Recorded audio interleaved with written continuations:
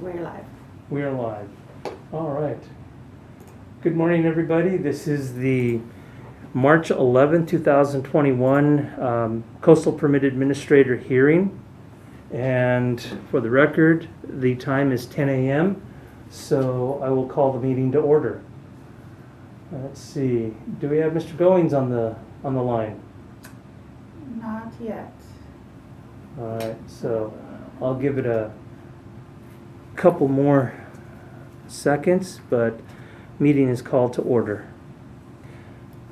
I've messaged him. All right.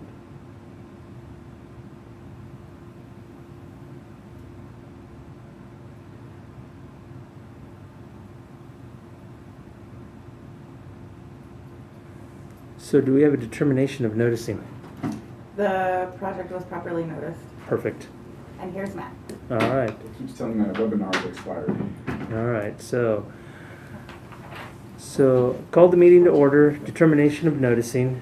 And so we're now moving to case CDP 2020-0019. This is for James Rayburn and Bette Wilson and Turner Company. Let's see, this is a request for a standard coastal development permit as follow-up to an emergency permit 2016-004 for grading, removal of contaminated soil, installation of 10 monitoring wells and 1 extraction well.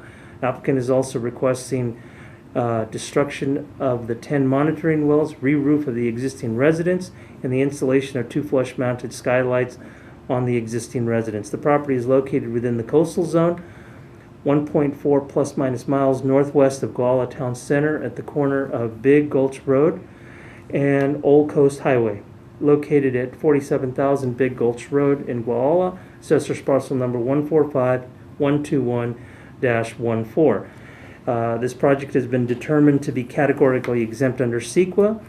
And with that, may I please get a staff report?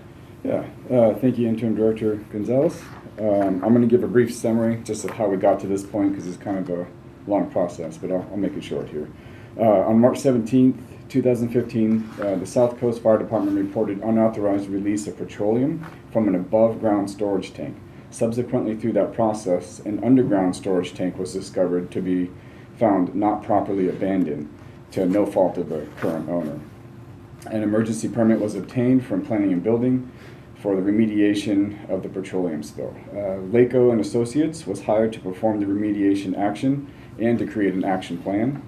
On February 16, 2017, LACO created an interim remedial action and well installation report, concluding that the secondary source of petroleum hydrocarbons from the above ground and below ground storage tank have been removed to the furthest extent possible, and LACO would further assess if any investigation or remediation was necessary after performing groundwater monitoring. To follow up that comment, no further remediation was needed.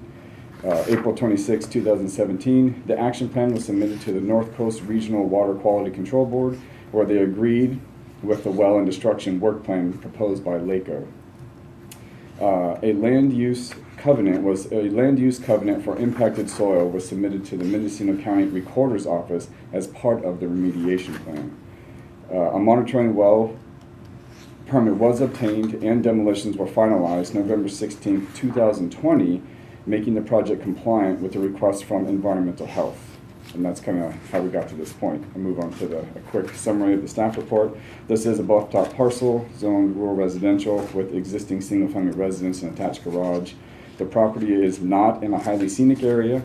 In regards to hazards management, the project did not require a geotechnical report because the monitoring wells were a greater distance from the bluff-top edge than the current existing residence.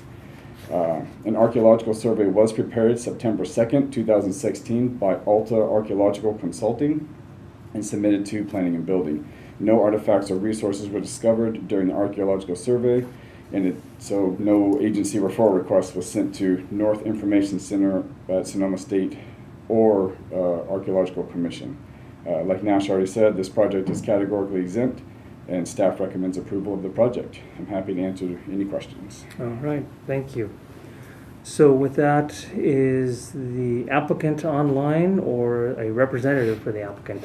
No, there's nobody to speak. All right. Did we receive any correspondence regarding this application or this request?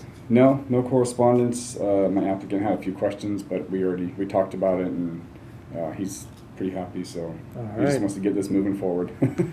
So seeing that we do not have the applicant or representative, now I'll ask, do we have anybody from the public?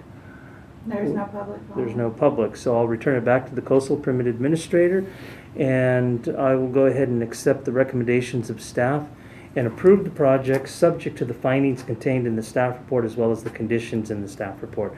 So CDP 2020-0019 is approved on March 11th, 2021. Excellent. All right, so with that, are there any matters from staff? No. No matters from staff. me. Matters from the public. Anybody from the public wish to speak at this Nope. point? Nope. Seeing none, I will adjourn the meeting at 10:06 a.m. And that is it.